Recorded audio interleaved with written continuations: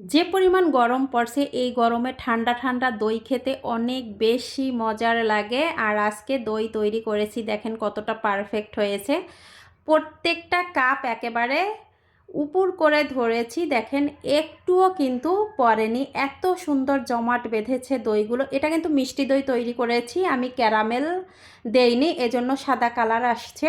আর যারা ক্যারামেল দিবেন তাদের কালারটা হবে দোকানের যে দইয়ের কালারটা সেরকম হবে। আমি এই যে কয়েকদিন আগেও একটা ভিডিও ছেড়েছিলাম, সেটা ক্যারামেল দিয়ে তৈরি করেছিলাম। আজকেরটা সম্পূর্ণ ক্যারামেল ছাড়া মিষ্টি দইটা তৈরি করেছি আর কেটেও আপনাদের সাথে শেয়ার করলাম। দেখেন কতটা পারফেক্ট হয়েছে এই দইটা।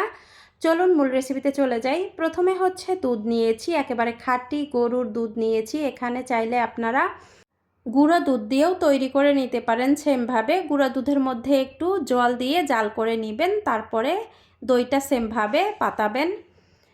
দুধটা দিয়ে জাল করে নিতে হবে, আর দুধটা যত ঘন হবে দইটা কিন্তু খেতে ততই মজার হবে। এবার এই দুধটা জাল করে নিব নিচে 5 মিনিট। 5 মিনিট জাল করে নিলেই দেখবেন যে দুধটা অনেকটাই ঘন হয়ে আসবে। এই দেখেন দুধে বলক চলে এসেছে। এভাবে 4-5 মিনিট জাল করে নিয়েছি। তারপরে হচ্ছে এখানে মিষ্টির জন্য দিয়ে দিলাম চিনি। আপনারা চাইলে এখানে ক্যারামেল তৈরি করে দিতে পারেন। আমি আজকে সম্পূর্ণ সাদা তৈরি করব দইটা, এর জন্য ক্যারামেল দিলাম না। চিনিটা দেওয়ার পরে দুধটা কিন্তু পাতলা হয়ে যায়, এজন্য আবারও কিছুক্ষণ জাল করে নিতে হবে। জাল করে তারপরে হচ্ছে দুধটা ঘন করে নিব। এই তো আবারও চিনিটা দেওয়ার পরে 3 থেকে 4 মিনিটের মতো জাল করে নিয়েছি, তারপরে নামিয়ে নিলাম। এবার হচ্ছে এখানে একটা পাত্রে টক দই নিলাম। টক দইটা অবশ্যই ছেঁকে নেবেন। টক দইয়ে যে জলটা থাকে এটা ফেলে দিতে হবে, নয়তোবা মিষ্টি দইয়ে কিন্তু জল জমবে। এবার ভালোভাবে ফেটিয়ে নিয়েছি টক দইটা। এখন যে পাত্রে দইটা বসাবো সেই পাত্রে হচ্ছে এই টক দইটা একটু মাখিয়ে নিব। এতে করে খুব সুন্দরভাবে কিন্তু দইটা বসবে, একটুও জল জমবে না। আপনারা যে পাত্রেই তৈরি করেন না কেন সেই পাত্রে একটু টক দই মাখিয়ে নেবেন। এবার দুধটা চেক করে নিচ্ছি কতটা গরম আছে। কুসুম গরমের চেয়ে একটু বেশি গরম থাকা অবস্থায় এখানে ফেটানো দইটা দিয়ে দিলাম। দইটা দিয়ে এবার ভালোভাবে মিশিয়ে নিতে হবে। আর দইটা যত ভালো মিশবে দুধের সাথে ততই কিন্তু মিষ্টি দইটা পারফেক্ট হবে।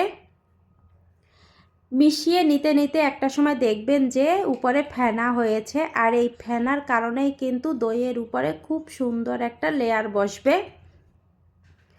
এবার আমি যে পাত্রে দইটা বসাবো সেই পাত্রে দুধটা ঢেলে দিচ্ছি এক এক করে।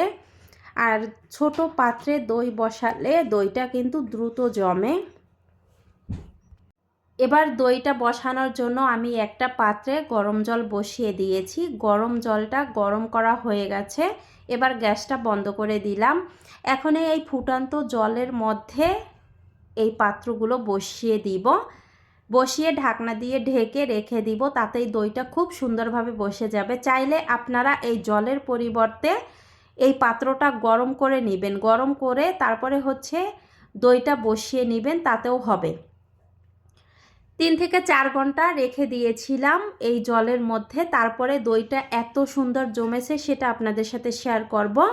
দইটা যখনই জমে গেছে আমি বের করে ফ্রিজে প্রায় 3 থেকে 4 ঘন্টা রেখে দিয়েছিলাম। 3-4 ঘন্টা পরে বের করে নিয়েছি, আর দেখেন দইটা কতটা পারফেক্ট জমেছে, একটুও কিন্তু পাত্র থেকে পড়ে যাচ্ছে না, একেবারে পারফেক্ট হয়েছে। এবার কেটেও আপনাদের সাথে শেয়ার করব যে কতটা পারফেক্ট হয়েছে। এই যে উপরে যে ফেনাটা হয়েছিল সেটাই কিন্তু এই দেখেন সুন্দর একটা লেয়ার বসেছে।